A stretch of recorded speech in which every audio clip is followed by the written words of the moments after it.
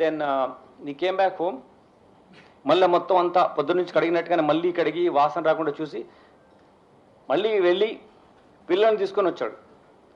అంటే చూడండి అతని మనస్తత్వం. తీసుకొచ్చి మదర్ ఎక్కడ ఉందంటే ఇట్లా బయటికి వెళ్ళింది అని చెప్పేసి ఈమె మీద లేనిపోని విధంగా చెప్పి పిల్లల్ని ఏదో చేసి పడుకోబెట్టి మెయిన్ బెడ్రూమ్ ఏదైతే అతను చేసినాడో ఉన్నాయో అది మాత్రము వెళ్లకుండా యాక్సెస్ కంట్రోల్ పెట్టి లాక్ చేసి పెట్టి బయటనే ఉండి అట్లా 2 days గడిపాడు. దాని తర్వాత వాళ్ళ పేరెంట్స్ వచ్చి అడగడము, తర్వాత విధులేని పరిస్థితిలో మిస్సింగ్ కేసు మిస్ అయింది నాకు తెలియదు అని చెప్పడం మూలంగా వాళ్ళ మదర్ వచ్చి మనం కంప్లైంట్ చేయడం, ఆ కంప్లైంట్ ద్వారా మనం ఇన్వెస్టిగేట్ చేయడం మొదలుపెట్టాం. ఇన్వెస్టిగేషన్ చేసినప్పటి నుంచి ఈ మేము తీసుకున్న స్టెప్స్ వల్ల చాలా వెరీ క్రెడిబుల్ అడ్మిసిబుల్ ఎవిడెన్స్ మేము కలెక్ట్ చేయగలిగాం. అతన్ని మేము తీసుకొచ్చినప్పుడు మేము క్వశ్చన్ చేస్తున్నప్పుడు ఈ ఎక్స్ట్రా జ్యుడిషియల్ కన్ఫెషన్ ఏదైతే వాళ్ళ మేనమామకు చేసినటువంటిది కన్ఫెషన్ ద్వారా ఎన్నో ఇన్ఫర్మేషన్ ద్వారా మనం చేస్తున్నప్పుడు ఫస్ట్ అతను చాలా ప్లాన్డ్గా తీసుకెళ్ళి అక్కడ ఒక డంప్ ఉంటుంది అనమాట. ఇది మనం జనరల్గా తీసుకెళ్ళిపోయి వేస్ట్ అక్కడ పడేస్తాం కదా, అటువంటి ప్లేస్ ఒకటి ఉంది చెరువు దగ్గర కట్ట పక్కన అట్లా. సో అందులో పడేసాము, బాడీ పార్ట్స్ చిన్న చిన్న బ్యాగ్లో పెట్టి అది ఎవరో మున్సిపాలిటీ వాళ్ళు తీసుకెళ్లారని వాళ్ళకి చెప్పాడు. అది యాక్చువల్లీ అది కాదు, ఆయన మళ్ళీ తీసుకెళ్లి నీళ్ళలో కలిపడమే కరెక్ట్. అట్లా ఎట్లా చెప్పేసేసి మున్సిపాలిటీ తీసుకెళ్ళిపోయారు అని చెప్పి మిస్లీడ్ చేయడానికి కూడా ట్రై చేస్తాడు. చాలా విధాలుగా అతను పోలీసును మిస్లీడ్ చేయడం కానీ ఈవెంట్ చేయడం చేస్తాడు. సో మేమంతా సీన్ ఆఫ్ అఫెన్స్ రీకన్స్ట్రక్ట్ చేసి అతను అక్కడ ఎక్కడైతే వేసాడో తర్వాత చెప్పిన దాని వాళ్ళ సీన్ వెళ్ళి చూసి మెటీరియల్ అంతా సీజ్ చేసాం. దానికి తగ్గట్టు బాడీలో మనం అడ్మిసిబుల్ పార్ట్స్ ఏమైతే ఉంటాయో ఎవిడెన్స్ ఎస్టాబ్లిష్ చేయడానికి కూడా మేము సీజ్ చేసాం. అవి మేము టెక్నికల్ పర్స్పెక్టివ్లో లీగల్ ఎయిడ్స్ ద్వారా మేము దాన్ని ప్రూవ్ చేస్తాం. దాని తర్వాత ఇది ఫాస్ట్ వేలో కన్విక్షన్ తెచ్చుకోవాలనే ఉద్దేశంతో ఉన్నాం.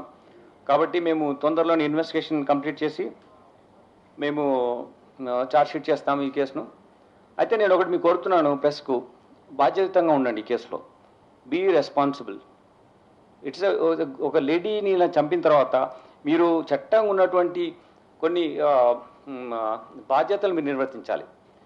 Agree, you have to report, but you have to report with lot of responsibility as citizen also, lot of responsibility towards such offences. Like if you don't, మనం ఈ కేసులో ఎట్టి పరిస్థితుల్లో ఈ కోర్టు వారికి తీసుకెళ్ళి కోర్టు వారి దృష్టిలో తీసుకొచ్చి దీంట్లో పూర్తిగా మేము ఇన్వాల్వ్ అయిపోయి టీం ఉంచి కంటిన్యూస్గా కోర్టు ప్రొసీడింగ్స్లో మేము మానిటర్ చేసి కన్విక్షన్ తీసుకోవడం మా బాధ్యత, మేము చేస్తాం. ఎందుకంటే అలా చేస్తే డిటరెన్స్ ఉంటుంది, వేరే వాళ్ళు మళ్ళీ చేయడానికి భయపడతారు. సో నేను మీకు ప్రశ్న కోరుకునేది ఏంటంటే, be responsible in this. I'm requesting you not to give any space to general your impressions, no, your inferences, no, investigation attribute chekandi, because that will hamper the way you if you don't feel responsible and don't speak that way, you are going to cause someone may gain strength and someone may commit this offense. So atla jaragakunda undalante మనం అందరం కలిసి బాధ్యతగా, ఇది మన everyone responsibility. మన దగ్గర జరిగింది, మనము కేసు డిటెక్ట్ చేశాం. మా అధికారులందరూ చాలా కష్టపడి ఇన్ని రోజుల నుంచి చేసి ఈ కేసు ఒక లీగల్ వేలో సైంటిఫిక్ ఎవిడెన్స్తో దావా చేశాం. చాలా టీమ్స్ పెట్టి మేము చేయడం జరిగింది. మీకు మేము మా ఇన్వెస్టిగేషన్ ప్రాసెస్లో so ultimately we got this case detected. The accused made extra judicial confession with some relative.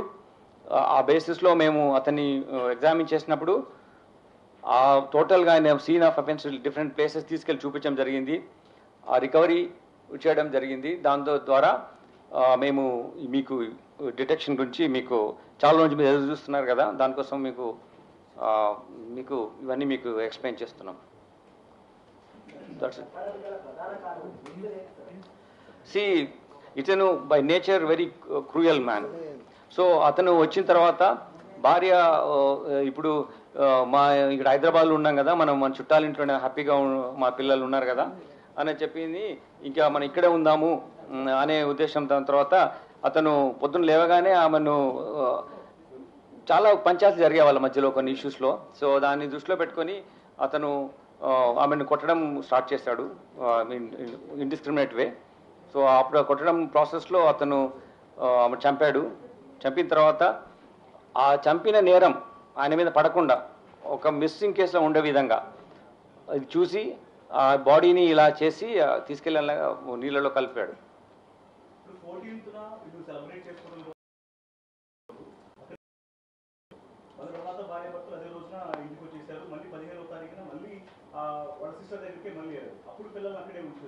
అంటే ఈ గొడవ చేయడం కోసం మాత్రమే పిల్లల్ని ఇంటికి తీసుకురాకుండా భార్యతో పాటు అక్కడే ఉంచుకొచ్చాడా, చేసి వచ్చాడా, ఎందుకు ఆ పిల్లల్ని అన్నిసార్లు కూడా అక్కడే ఉంచేసి వచ్చాడు? ఇది basic crux of the investigation. అతను డెలిబరేట్గా ప్రీ మెడిటేటెడ్ ప్లాన్తో పిల్లలు ఉంటే అతని ఇలా చేయలేడు కాబట్టి ఈ కావాలని వాళ్ళని అక్కడ ఉంచడం జరిగింది. నో రిమోర్స్, ఎటువంటి పశ్చాత్తాపం మేము మాట్లాడినప్పుడు లేదు ఆయన.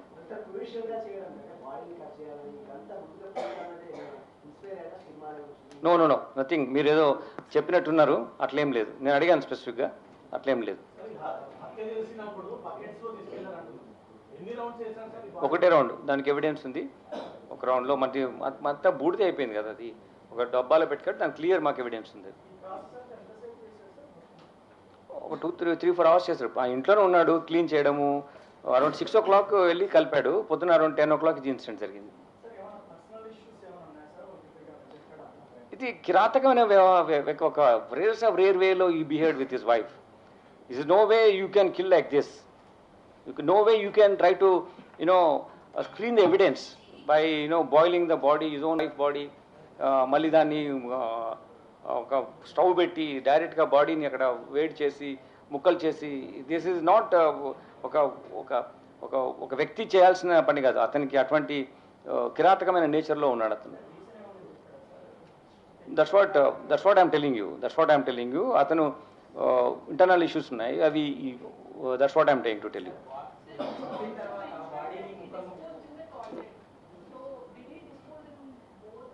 మీరు అదే దయచేసి ఎక్కువగా ఇన్వెస్టిగేట్ పోలీస్ చేయండి. ఇందులో ఏం జరిగిందంటే అతను కొట్టిన తర్వాత ఇంట్లో డిఫరెంట్ ప్లేసెస్లో ఆమె ఏం చేయాలి, ఎట్లా కట్ చేయాలని తీసుకెళ్ళాడు. ఎక్కడ కూడా తీసుకెళ్ళిపోయి చెరువులోనే వేస్తాడు. ఎక్కడ కూడా ఇంట్లో.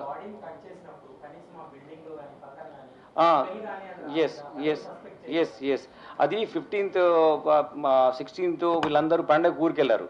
16 నాడు జరిగింది. 3 floors ఉన్న చిన్న హౌస్ అది. మధ్య ఇంట్లో ఇతను రెంట్కుంటాడు, ఓనర్స్ లేరు. తర్వాత ఇది జరిగిన తర్వాత నెక్స్ట్ డే కూడా స్మెల్ చాలా వచ్చింది. నేను ఇంతకుముందు కూడా ఇటువంటి కేసు చేశాను. ఆ స్మెల్ అలా చంపిన తర్వాత ఇమీడియట్గా పోదు, ఇట్ విల్ బి దేర్. పిల్లలు వచ్చి కూడా స్మెల్ ఏంటి అని అడిగారు, వాళ్ళని కూడా మిస్లీడ్ చేస్తారు. పక్కన ఉన్న వాళ్ళకు కూడా స్మెల్ వచ్చింది. కానీ ఆ రోజు ఎవరు ఆ ఇంట్లో ఎవరు లేరు. చిన్న ఉన్న వాళ్ళు కూడా సంక్రాంతి సెలబ్రేషన్స్లో అట్లా ఉన్నారు. సో ఈ గొడవ అనేది బయటకు తెలిసే ఆస్కారం లేదు.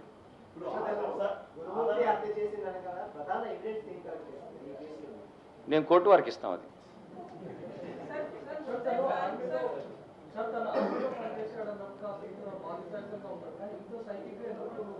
ఇది individual perception. We can't.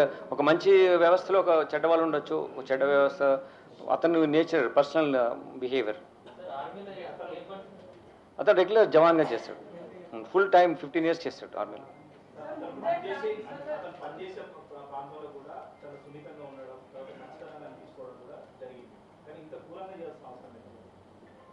Individual యొక్క ప్రవర్తన మనము ఇంటర్నల్గానే ఉంటుంది. మనము there are 2 faces of a person sometimes. Like you can't really do with his wife and with outside world. Maybe we'll get into that. But this incident లో అతను చేయడము, అతను confess చేయడం అన్నీ వాళ్ళ మేనమామకు చెప్పడం జరిగింది. That is his way of behaving. Like no, that is not at all has come anywhere in our investigation. No.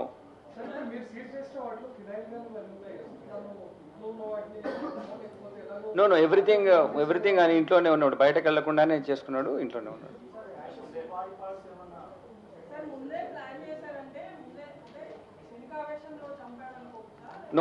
No క్షణికావేశం అనేది క్షణికావేశం కాదండి. ఇది ప్రీ ప్లాన్. పిల్లల్ని అక్కడ ఉండడము, వీళ్ళిద్దరు ఇక్కడ రావడము, వాళ్ళిద్దరైనా ఉండాలి, పిల్లల్ని తెచ్చుకోవాలి. పిల్లని అక్కడే పెట్టాడు. క్షణికావేశం అనేది ఎక్కడ ఎస్టాబ్లిష్ కాలేదు. తర్వాత కొన్ని చాలాసార్లు మనం చూసాం, ఆ క్షణికావేశం అయినప్పుడు మళ్ళీ వచ్చి పోలీస్కి ఇన్ఫార్మ్ చేస్తారు. అలా చేయలేదు అతను. ఆ మొత్తం ఇంట్లో ఉండి అన్ని ఒకరోజు కాదు, ఇన్ని రోజుల వరకు అతను అలానే మిస్లీడ్ చేస్తున్నాడు సిస్టమ్ను. సో అది క్షణికావేశం కాదు, ప్రీమెడిటేటెడ్, అండ్ దెన్ ఈ wanted to take mislead the police by screening the evidence.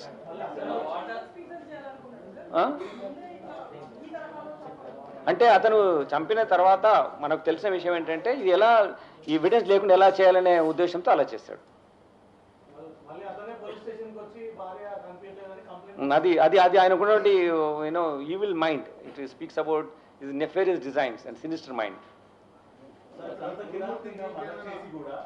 ఆధారాలు అనేవి ఏమీ లేకుండా చేశారు. కేసును ఇన్వెస్టిగేషన్ చేయడం కూడా చాలా ఇబ్బందిగా మారింది. మీరు కూడా చెప్పారు, దేశవ్యాప్తంగా ఉన్నటువంటి ఎక్స్పర్ట్స్ కూడా పిలిపించి మరి ఇన్వెస్టిగేషన్ లో భాగంగా వాళ్ళు యూజ్ చేస్తున్నామని కూడా చెప్పారు. మరి కనీసం ఇందులో వాళ్ళ యొక్క అంటే ఎక్స్పర్ట్స్ వచ్చారు కదా, వాళ్ళ ద్వారా కూడా ఏమైనా ఆధారాలు సేకరించడం జరిగిందా, లేకపోతే మీరు చేసినటువంటి ఇన్వెస్టిగేషన్ లో సీనాకు రీకన్స్ట్రక్షన్ చేసిన దాంట్లో భాగంగా గమనించారా? అసలు చెరువు దగ్గర ఆధారాలు దొరికినాయా, ఇంట్లో ఆధారాలు దొరికినాయా, అసలు ఎట్లా సార్ ఇది ఎంత క్రిటికల్ గా ఈ రోజు? మీకు ఇంత క్లియర్గా చెప్పాను, ఇంతకు ముందు చెప్పాను మీ బాధ్యతలు ఏంటి, నా బాధ్యతలు ఏంటిదని. నేను కోర్టు వారికి చెప్తాను అవన్నీ. లేదండి, మేము చాలా స్పెసిఫిక్గా ఈ విషయం కూడా, ఎందుకంటే మోటివ్ ఫ్యాక్టర్లో మేము చూసాం, అటువంటిది ఇప్పటివరకు ఏమీ మాకు ఎస్టాబ్లిష్ కాలేదు.